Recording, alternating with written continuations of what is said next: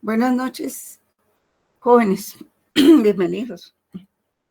Vamos a... Buenas noches, licenciada. Buenas noches, licenciada. Buenas noches.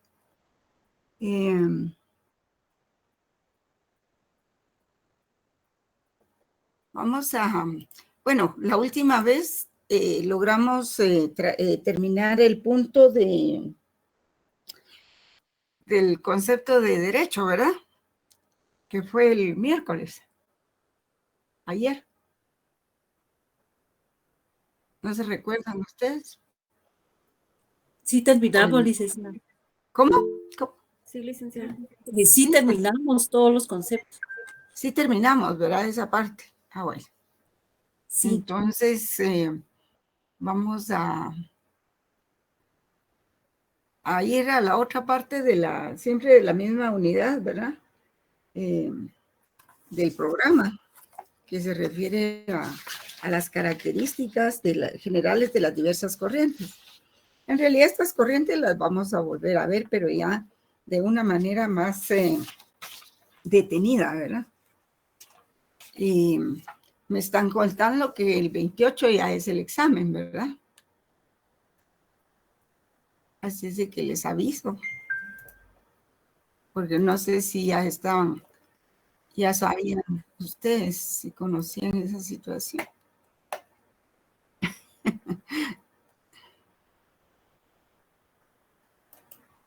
No sabíamos, licenciada. No sabían. Todavía Es que no han salido todavía los calendarios, están por autorizarlos. O sea, pues no sé si es una fecha segura, pues, pero por ahí oí eso, pero vamos a...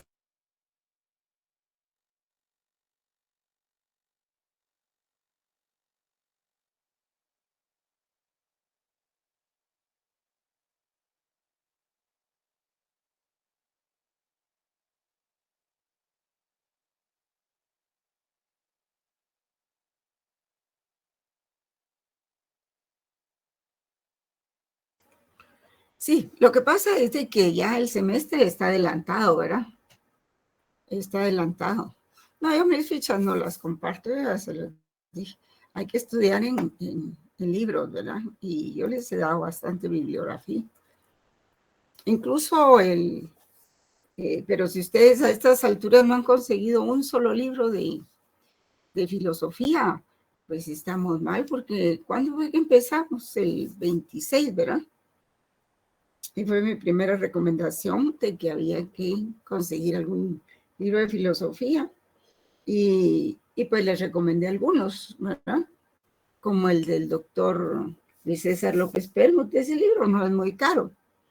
Y si está en el mercado, calculo que costará tal vez unos 100 quetzales, ¿verdad? Pero si ustedes pretenden estudiar sin libros, sí está difícil. O sin investigar en internet, ¿verdad? Si no quieren comprar libros.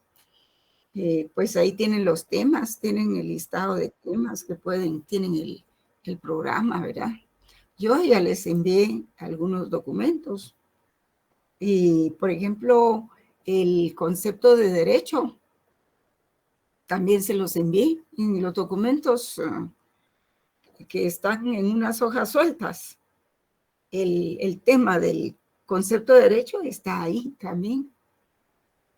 Así es de que habría que buscarlo. Me imagino que no han revisado el material tampoco, y ahí sí va a estar un poquito difícil, ¿verdad? Porque se necesita que ustedes colaboren también, ¿verdad?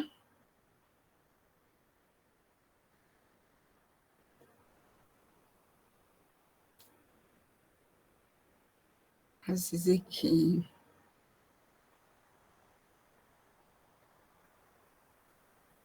Licenciada, disculpe, ¿cómo se llama el libro de César López? Exordio a la filosofía del derecho. Algún libro hay que conseguir, ¿verdad? Porque, y si no, pues en internet, ¿verdad? Sí, licenciada, yo tengo uno del licenciado Carlos Velázquez. Ya, bueno, sí. Sí, tiene que haber iniciativa del estudiante, porque imagínense cómo va a hacer eso que ahorita ustedes son adultos. No es primer semestre que estudian, ya saben cómo es la dinámica aquí, ¿verdad? Es una clase que no tiene código, pues, pero hay libros. Sí, Juan Carlos. Carlos Donado. Linda, solo se me activó la mano, perdón. Cómo no, está bien. Muy bien. Bueno, pues entonces vamos a ver lo que se refiere, no sé si tienen su programa ahí, lo que se refiere al punto 2.4, que habla de las características generales de las diversas corrientes. El primero habla del justnaturalismo, después del positivismo jurídico, del sociologismo jurídico y del justmarxismo. Y luego de otras corrientes contemporáneas también, como son el estructuralismo, el realismo jurídico y la escuela semiótica, aunque ya habíamos visto algo de eso, pero vamos a verlo nuevamente, ¿verdad?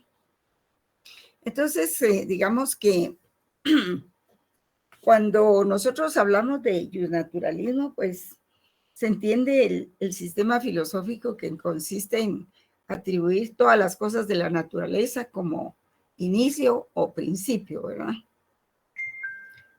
Ahí en la Firmina dice, pues, ¿por qué está aquí? Aquí está.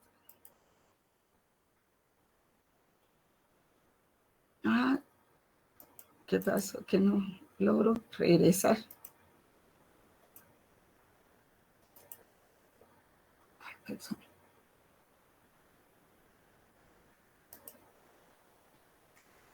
No logro regresar en la Firmina. Ahí estamos.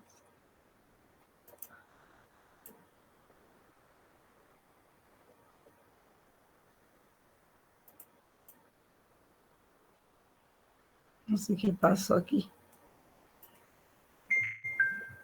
Voy a quitarla y la voy a volver a colocar.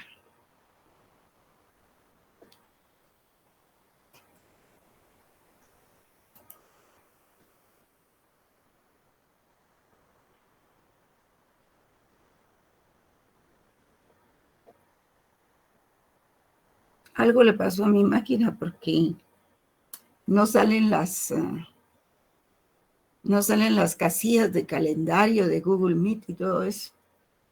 No sé qué ahora pasa.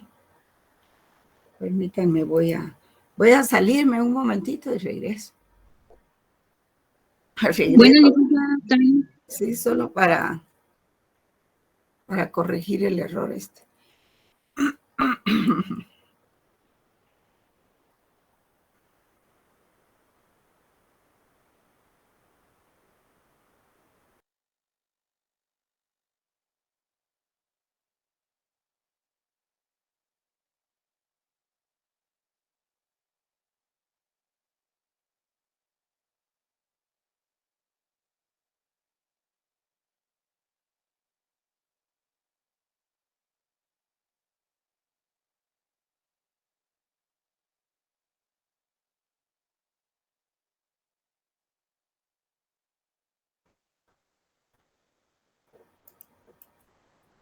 No logro regresar.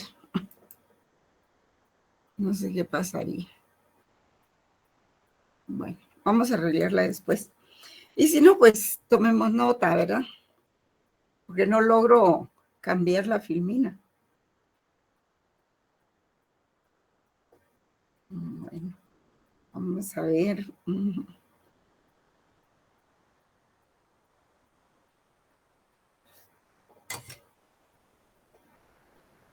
Bueno, vamos a hablar de esas ciencias que decía el 2.4 del programa, ¿verdad? Características generales de las diversas corrientes. Vamos a hablar del justnaturalismo en primer lugar y luego vemos el positivismo. Vamos a ver hasta dónde nos da tiempo, ¿verdad? Porque prácticamente tenemos todavía la otra semana, ¿verdad, jóvenes? Tenemos 2 clases más, además de esta. Entonces, todavía podemos desarrollar este punto hasta antes de eso. Bueno.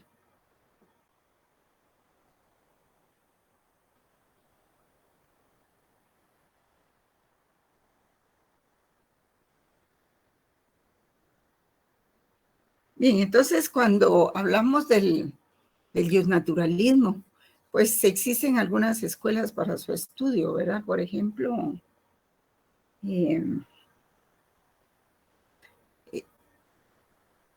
al hacer referencia al naturalismo se entiende al sistema filosófico que consiste en atribuir todas las cosas a la naturaleza como inicio o principio, ¿verdad? Prácticamente es lo que se encuentra en la naturaleza misma. En consecuencia puede definirse el justnaturalismo, ¿verdad? Se escribe antes el justnaturalismo como la doctrina que considera al derecho desde el punto de vista natural. En pocas palabras, pues es una escuela de pensamiento para la que existe un derecho superior, derecho natural. Así se denomina el derecho natural, que es un derecho superior, y está compuesto por un conjunto de valores que actúan como inspiración de sus contenidos. O sea, está integrado por un conjunto de valores que actúan como inspiración, ¿verdad?, de sus contenidos y también como guía de la actuación y decisiones de los agentes del derecho. Cuando se habla de justnaturalismo debe entenderse hecha la referencia a todas las doctrinas que tienen relación con el derecho natural. Y aun cuando la interpretación que de él se hace sea de muy diversa índole, ¿verdad?, como normalmente ocurre.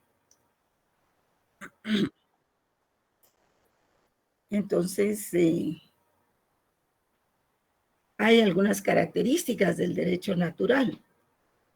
Y pues así concebido, el derecho natural tiene algunas características que ayudan a entenderlo, ¿verdad? Ayudan a comprenderlo. Yo me imagino que ustedes en sus otros cursos han recibido derecho natural, ¿o no?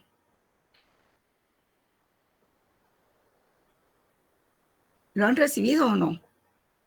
Habían hablado de derecho natural, me gustaría saber, pues, por qué.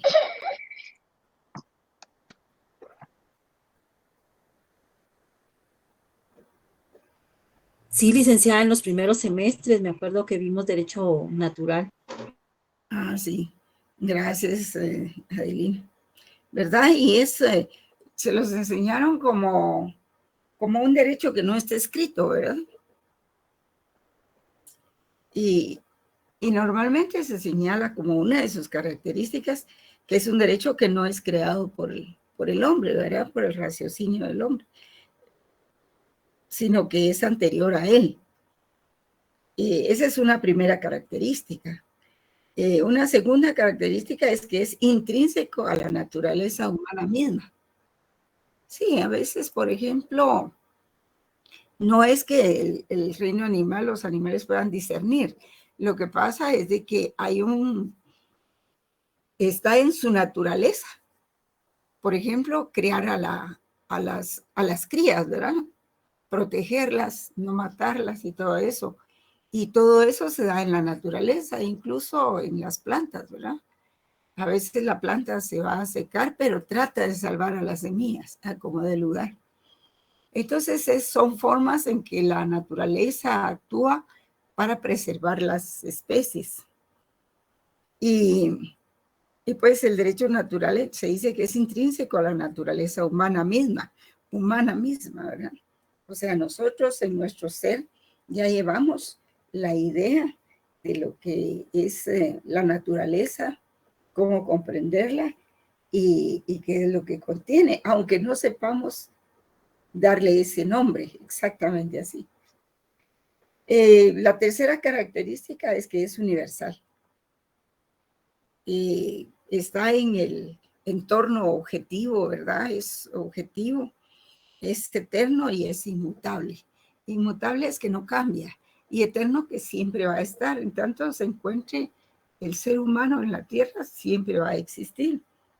¿Por qué? Porque es intrínseco a la naturaleza humana misma. Y pues está orientado a la convivencia pacífica y segura en la que impere la justicia. Básicamente es una forma de convivencia, ¿verdad? de convivencia pacífica. Y por supuesto, en que impere la justicia, porque el derecho natural llamado así, pues viene a ser prácticamente la justicia. Y todos tenemos en nuestro ser una noción de lo que es la justicia. Generalmente se dice darle a cada quien lo suyo, ¿verdad? Pero hay otras definiciones un poco más amplias, pero en general yo creo que hasta un niño, un bebé, pelea por sus juguetes porque considera que su juguete es suyo, pues, y quiere quitárselo a otra persona que lo tiene, ¿verdad? Entonces, imagínense un bebé peleando sus juguetes. Entonces, es algo que está dentro de nosotros. Y eso lo vamos aprendiendo desde que somos pequeños, ¿verdad? Cuando nacemos, que somos bebés, pues nuestro entorno natural es nuestra mamá, nuestra fuente de alimentación. Hablando de condiciones normales, ¿verdad? De una familia. Nos adherimos, nos asimos a la madre y nos identificamos con ella desde bebé, porque la hemos oído desde que estamos en el vientre materno. Y eso es lo que va creando nuestro primer conocimiento. Luego, pues vamos creciendo y entonces aprendemos a hablar a los, ¿qué les dijera yo? A los 2, 3 años ya tenemos más o menos un lenguaje articulado y un desarrollo del pensamiento, pues mucho más allá de lo que es un bebé. Y luego a los 7 años, pues es como que la edad de la razón, cuando empezamos a comprender todo lo que ocurre a nuestro alrededor y que todo lo que ocurre a nuestro alrededor y que pues lo vamos repitiendo porque parecemos grabadorcitas, ¿verdad? Lo repetimos porque es lo que hemos oído en nuestro entorno y probablemente hasta podemos dar una opinión. No digamos a los 12 años, ¿verdad? Y eso, todo esto que les estoy contando es la teoría del conocimiento, ni más ni menos.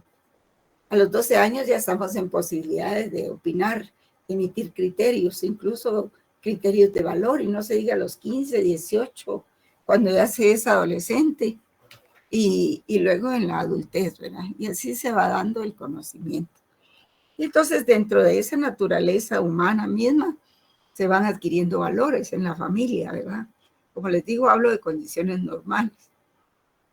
La familia nos va enseñando pues los valores, nos va enseñando el derecho, nos va enseñando la justicia, las buenas costumbres, la moral, la ética, aunque no se lo proponga a mostrar, a enseñarlo así. Y todo esto pues tiene mucho que ver con lo que nosotros vamos a hacer más adelante, aunque no en todos los casos, ¿verdad? Porque a veces los hijos no se parecen a los padres en su manera de ser o actuar, sino que son todo lo contrario. Y si es para bien, pues qué bueno, pero si es para mal, ahí es el problema. Entonces, se dice que este derecho natural es universal, es objetivo, eterno, inmutable, o sea, no cambia. La idea de la justicia ha existido desde los primeros individuos hasta la actualidad. Y es universal porque se da en todas las sociedades, en todas las sociedades, organizaciones, grupos del mundo, ¿verdad? Así como se da el derecho. Y está orientado a la convivencia pacífica, y eso es lo que vale, ¿verdad? A la convivencia pacífica y segura en la que impere la justicia. Y entonces hay un origen del naturalismo. Por ejemplo, podemos situarnos temporalmente, más o menos en cuando ya se tenía una idea de lo que es la idea de justicia, ¿verdad? Por ejemplo, todas las ideas de toda la evolución arranca, al menos en el derecho, desde la edad antigua, de los romanos, los griegos, en fin. En el significado de la palabra naturaleza, pues se observa una evolución en el pensamiento griego. desde su consideración de naturaleza física hacia su progresiva desmaterialización. Pues sí, porque el hombre va razonando, el individuo va razonando y los pensadores van afinando sus conceptos, ¿verdad? Así es de que cuando ellos ven que las cosas en su sociedad no van bien, entonces los más sabios empiezan a desmitificar el gobierno, el estado de cosas, y empiezan a revisarlo y a criticarlo y a preguntarse por qué pues están tomando medidas tan exageradas de opresión para el pueblo. En lugar de mejorar, pues se va empeorando. Además, en Grecia surgió una escuela que se llama, era un modelo de educación muy correcta, muy ética y moral. Y es esa escuela la que les dice a los chicos, ¿verdad? Les dice que cada quien tiene que tener su arete. ¿Y qué es el arete? Pues eso es un ideal de quienes quieren ser, ¿verdad? De quienes quieren ser, de acuerdo a los valores y al buen comportamiento. Pero que cada quien tiene su arete, es decir, que tiene que descubrir para qué es bueno, en qué trabajo puede desarrollarse y cómo debe hacerlo. Así es de que el que encuentra su arete, que no lo suelte, porque sabe que el arete significa algo en lo que él puede servir a la sociedad y puede trabajar. Lo importante, lo sabio aquí es saber cuál es el arete, o sea, para qué se es hábil, para qué se es bueno. Algunos lo son para actividades intelectuales, otros para actividades físicas o manuales. En fin, cada quien debe conocer su arete. Y aún en las profesiones. En las profesiones, por ejemplo, en derecho, que es tan amplia, pues uno debe conocer qué es lo que más le gusta hacer. Le gusta litigar, le gusta el notariado, porque la carrera de derecho da para mucho, ¿no? Le gusta ser asesor, para qué es bueno, en qué se desempeña mejor, o si le gusta ser docente, ¿verdad? Eso puede ser, pero en algunas otras ocasiones las necesidades, la vida y el entorno del país, el entorno socioeconómico y político, lo va empujando a uno probablemente a situaciones que no desea, ¿verdad? Que no son las que le gustan. Entonces, eso pues decían los antiguos griegos, ¿verdad? En la edad antigua pues trataban de descifrar el significado de la palabra naturaleza y observar una evolución en el pensamiento griego desde su consideración de naturaleza física hacia su progresiva desmaterialización y racionalización, porque se va dando en la razón, en la mente, en las ideas, ¿verdad? Uno de los famosos, hay varios, realmente en la antigüedad existieron muchos filósofos muy interesantes y por eso les recomiendo ese libro del doctor Luis César López Permut, porque la parte histórica él la desarrolla muy bien. Por ejemplo, Aristóteles pues dice que elabora él una diferenciación entre lo que es justo por la naturaleza y lo justo por convención. Y esta distinción la aplicará a los tipos de leyes, ¿verdad? Estableciendo el antecedente del derecho natural.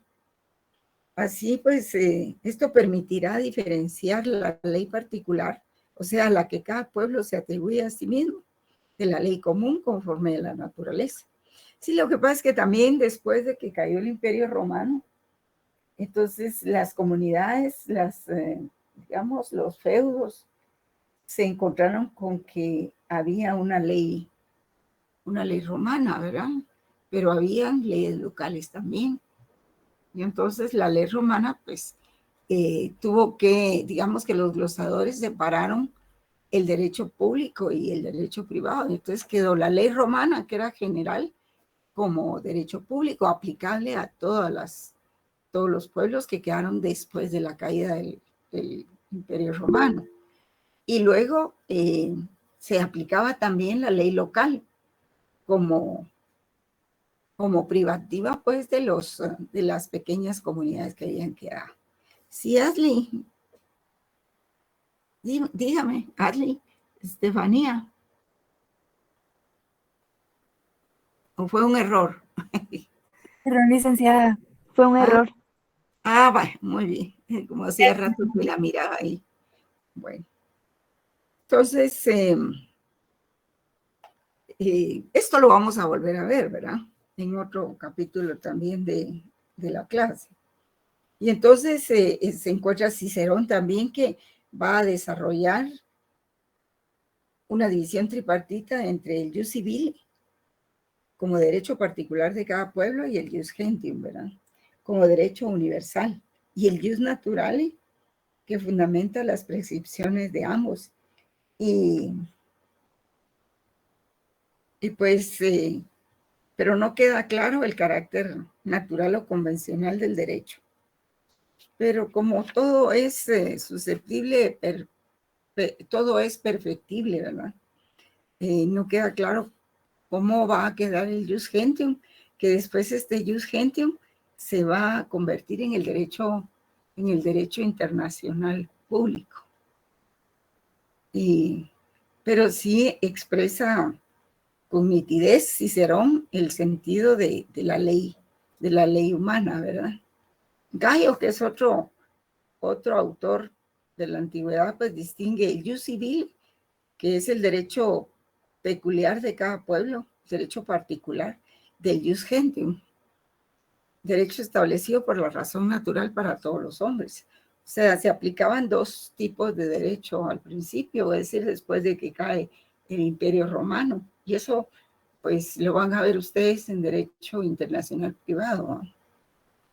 Que el jus gentium se convierte, pues, en el derecho de gentes aplicable a todo aquel individuo que no fuera ciudadano romano.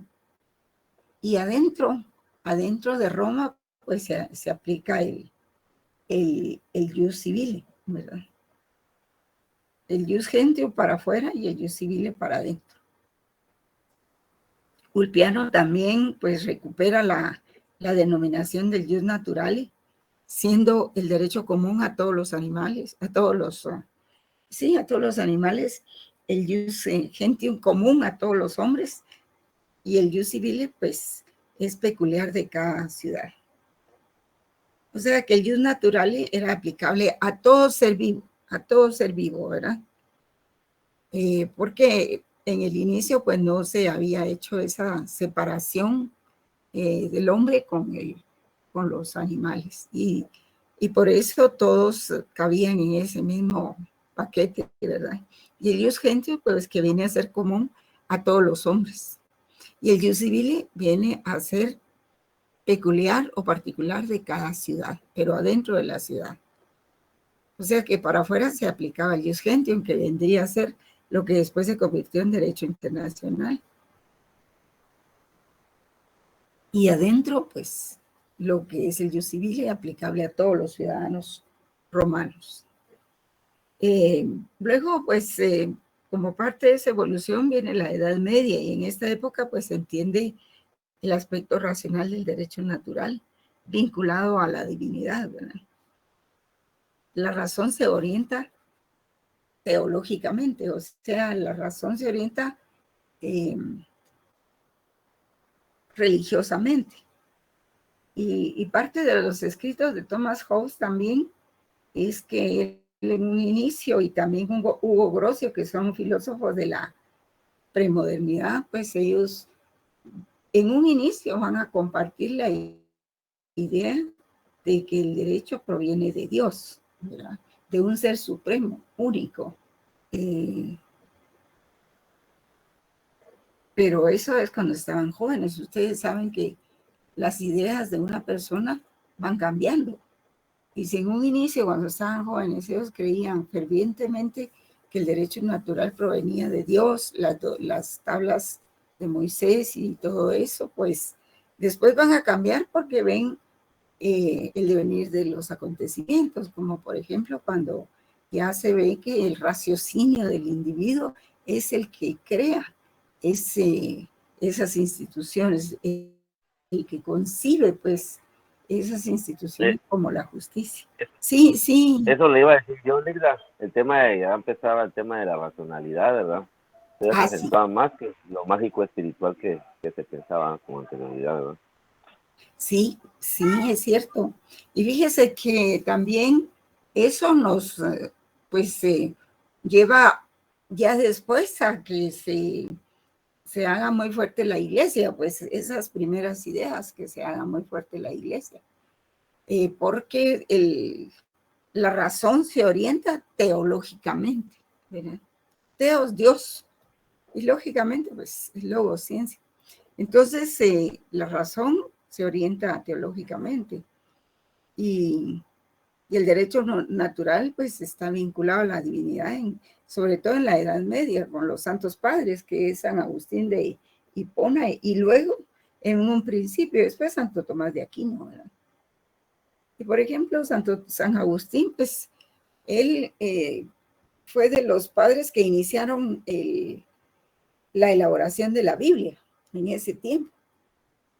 Y San Agustín pues reclama la concepción racionalista que entiende que el derecho, al derecho natural como un derecho conocible por la razón humana, ¿verdad? Es decir, sí lo reconoce, vinculado a la ley eterna. Y San Agustín pues considera la idea de la justicia en términos de mandatos de Dios. O sea, sí existe la justicia, pero la justicia la manda Dios, ¿verdad?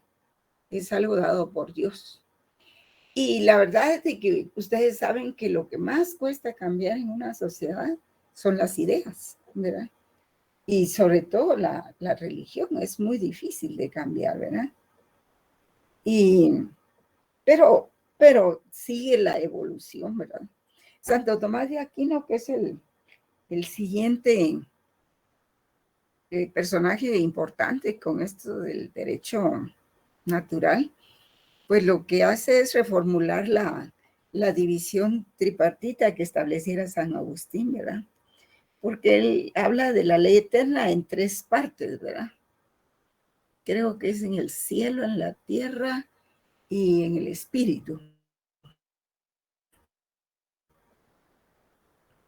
Y entonces reformula la división tripartita que estableciera San Agustín, porque San Agustín de Hipona dice que la existencia del Estado es producto del pecado del hombre, ¿verdad?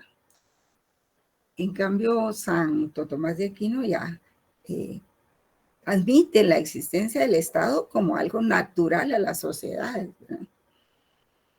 Porque no pueden vivir las sociedades humanas sin una organización y organización política, ¿verdad? Entonces, Santo Tomás de Aquino reformula la división tripartita que estableciera San Agustín a partir de la consideración del universo cristiano como una creación de Dios que lo gobierna por medio de la ley eterna. O sea, la idea de la creación de Dios continúa con San Agustín, solo que él le da otro enfoque. Y así dice que la ley eterna se presenta como principio ordenador del universo y la ley natural como la participación del hombre a través de su razón en la ley eterna. O sea, ya Santo Tomás de Aquino, pues le da un poco más de mayor participación a la razón humana, sin deshacerse de la ley eterna, ¿verdad? Tampoco. Y en la ley natural pueden distinguirse principios primarios y secundarios, ¿verdad? Porque mientras que la ley humana tendrá que adaptarse a las circunstancias de cada sociedad,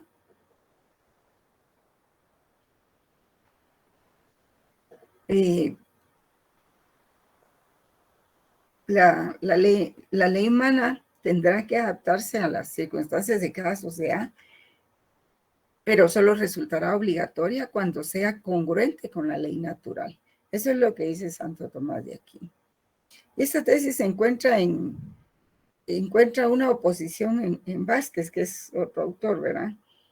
Y que en su afán de objetivar las prescripciones del derecho natural, va desvinculando a al derecho natural totalmente de Dios, fundamentándolo en la razón del hombre y constituyendo el precedente inmediato de una nueva forma de concebir el justnaturalismo. Entonces eso le pasó también a Hugo Grocio.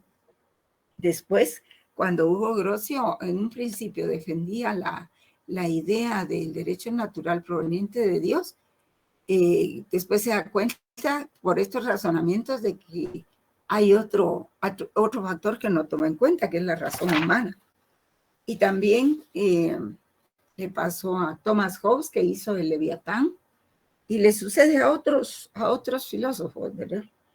Y lo que creían cuando tenían 20 o 25 años, ya no lo creen cuando tienen 40, 50 años, ¿verdad?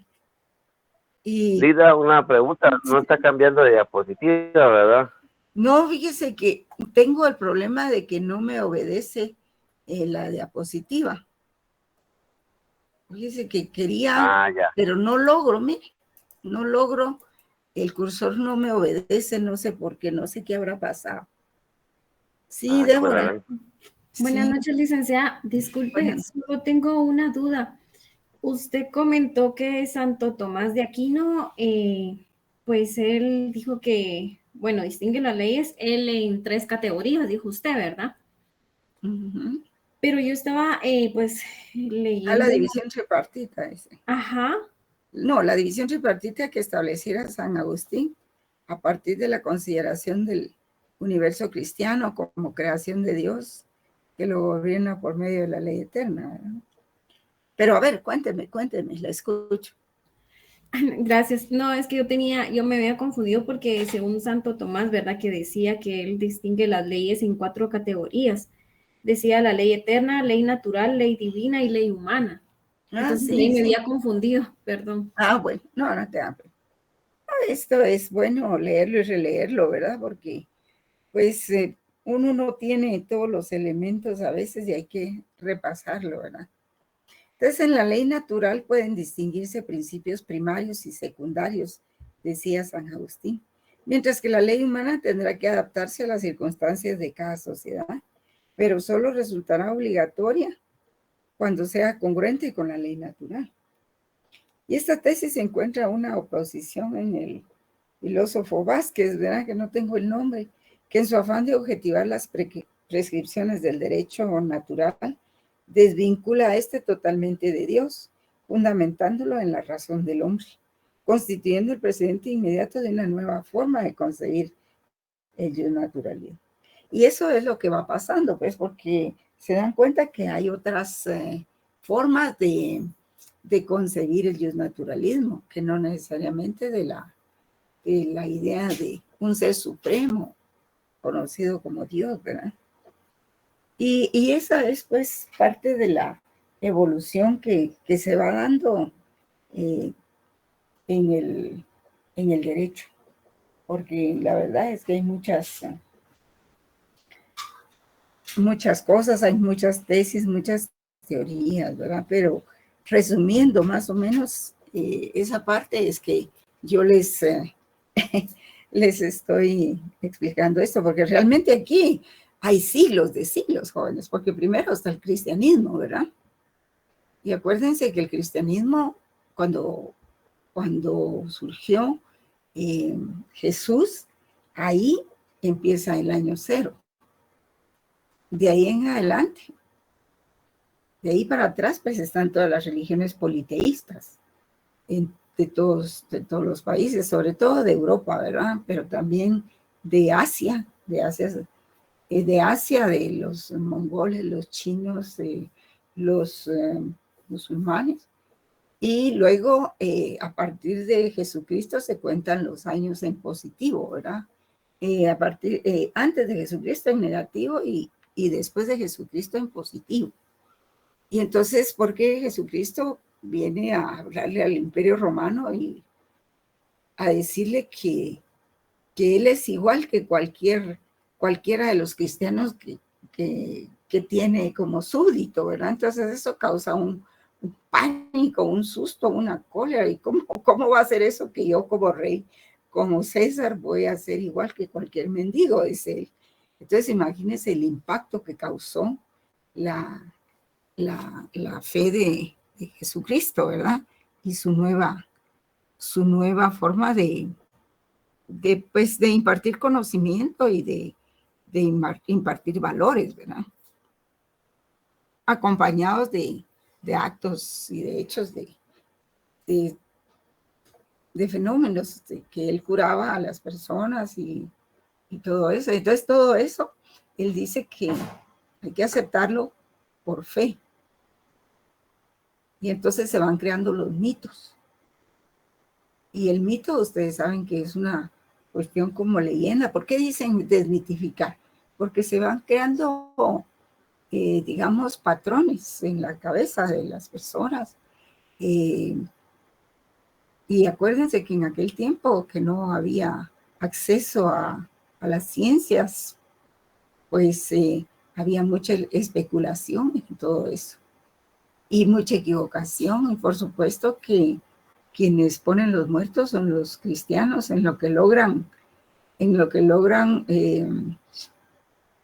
logra Constantino cambiar y oficializar la religión cristiana. Pero eso fue mucho después de que Jesús había muerto y toda esta historia de los apóstoles, ¿verdad? Entonces, cuando él declara la religión cristiana como la oficial, pero tiene que luchar contra los mongoles, los turcos, en fin, contra muchos de ellos ahí. Y entonces, después de todo eso, pues ya surge la Edad Media, ¿verdad? Y entonces se cierran las posiciones de la iglesia. Y pues los padres se posicionan como los únicos sabios y depositarios de la fe cristiana. Y empiezan digamos, a ir estrangulando poco a poco a los demás sectores que no creen, que no tienen fe cristiana, ¿verdad? Y el que no crea, pues empiezan a crear aquellos tribunales de la Inquisición en que se les acusa al que no cree o al que no quiere dar dinero o cuestiones así, que le empieza a acusar de hereje. Porque la herejía para la iglesia, pues no solo era la creencia en Dios o no creencia, sino que también era el que los acusaban de practicar brujería. Y también conllevaba el quitarle los bienes, ¿verdad? Algo así como lo que pasa ahora con los acusados de lavado de dinero, que les quitan los bienes, ¿verdad? Algo así, pero por supuesto que era otro de ese tiempo. Y de aquí pues hay un gran salto, pero gran salto a la edad moderna, ¿verdad? En que el naturalismo experimentará un cambio radical en la edad moderna, pero lo que proporcionará sus señas de identidad al naturalismo moderno va a ser el carácter estrictamente racional, desvinculado de consideraciones teológicas. Y la asunción de una perspectiva subjetiva del derecho natural, reconociendo a los individuos en la titularidad y derechos inalienables, ¿verdad? O sea que el derecho natural no estaba por allá, detrás de aquello y todo, sino que el derecho natural estaba con nosotros. Es parte de nuestra perspectiva subjetiva, reconociendo a los individuos la titularidad de los derechos inalienables. Y por ahí empieza la semilla de los derechos humanos. Hugo Grossi, pues, es el primer representante de la Escuela de Derecho Racionalista y entiende que el hombre no es solo un ser racional, sino que lo es también social, lo que le iba a explicar el origen de la sociedad civil. Thomas Hobbes, pues, también define el estado de naturaleza del hombre como un estado de inseguridad, de guerra, fundamentando un pacto de cesión a la autoridad de todos los derechos individuales en beneficio de la paz y el orden. John Locke, que ya son filósofos de la modernidad, pues defiende la idea del pacto social, o sea, la idea del pacto social creado por Juan Jacobo Rousseau. Sin embargo, considera que el estado de naturaleza es de vivir guiados por la razón, disponiendo de derechos innatos generados por la acción del trabajo. Otro filósofo muy importante es Pufendorf, que opina que el estado de la naturaleza del hombre es un estado de debilidad e inteligencia, lo que lleva a buscar seguridad para su vida y sus derechos asociándose a otros hombres. Y Juan Jacobo Rousseau, que delinea un estado de naturaleza caracterizado por la bondad del hombre que le permite vivir preservando su libertad e igualdad. Y es a partir de la aparición de la propiedad privada cuando se generan las desigualdades y se hace necesario acudir al contrato social. No sé si han oído ustedes hablar del contrato social, ¿verdad? Que es cuando los individuos, después de tantas muertes y barbarie, quieren salir de esa etapa de barbarismo, ¿verdad?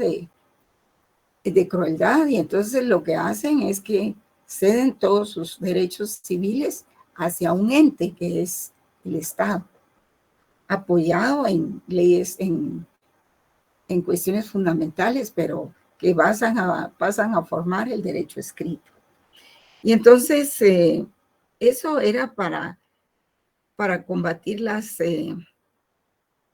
digamos, los extremos, la crueldad y todo, pero es a partir de la aparición de la propiedad privada cuando empiezan a generarse otro tipo de fenómenos como lo son las desigualdades y se hace necesario acudir al contrato social, en el que se acepta que un congreso o un parlamento pueda emitir las leyes obligatorias para todos.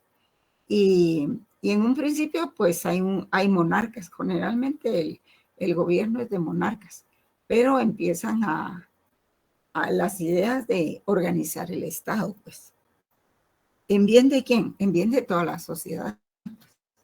Para que no se esté realizando esa ley de ojo por ojo y diente por diente, ¿verdad?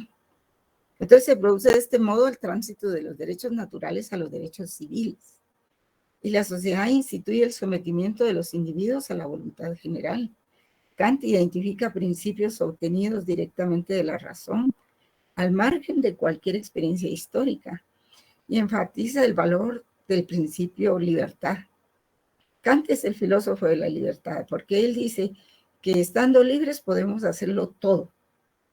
Y por eso para él un valor primordial es el principio de libertad, configurando, dice, la libertad individual sobre la posibilidad de coexistir con la libertad de los demás.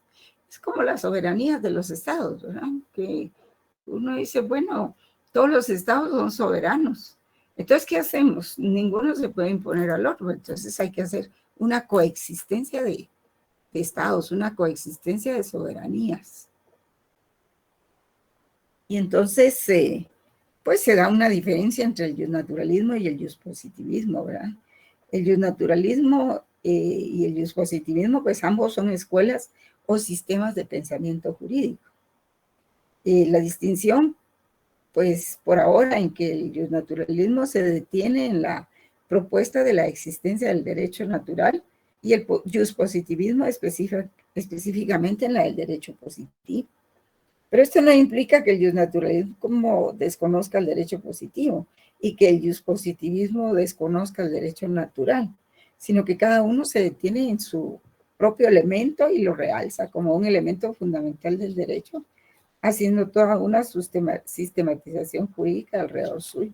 Pues sí, el justpositivismo va a realzar lo que es la ley escrita y el sistema y las normas, mientras que el justnaturalismo va a aportar lo que son los valores, la idea de la justicia, la moral, la ética, la legitimidad y todo eso que nos hace ser más humanos, ¿verdad? Bien, creo que vamos a dejar ahí, jóvenes. Y continuamos el próximo día. Ahora entonces espero que ya me funcione la filmina, que no sé qué fue, un mal manejo tal vez. Gracias, licenciada, que tengan buena noche. Bien, jóvenes, igualmente. Buenas noches. Disculpe, ¿solo puede repetir el nombre del libro y el autor? Muchas gracias, licenciada. Ay, jóvenes, hasta luego. Qué gusto. Feliz noche, licenciada. Feliz noche. Buenas noches, Nelly, licenciada. ¿quería hablar? No. Buenas noches, Lisa. Sí, licenciada, solo si me hace favor de repetirme el nombre del libro y el autor. Ah, sí, Luis César López Permut. Creo que está en el número 18 de la bibliografía. Ok, gracias. Y se llama Exordio a la filosofía del derecho. Okay. Gracias, licenciada, muy amable. Sí, también no sé si el material que les di abarca, el del doctor Máximo Pacheco, abarca esas materias también, naturalismo y positivismo. Habría que buscarlo, ¿verdad? Está bien. Muchas gracias, licenciada. Gracias, igualmente. Feliz Gracias, noche. licenciada. Feliz noche, licenciada.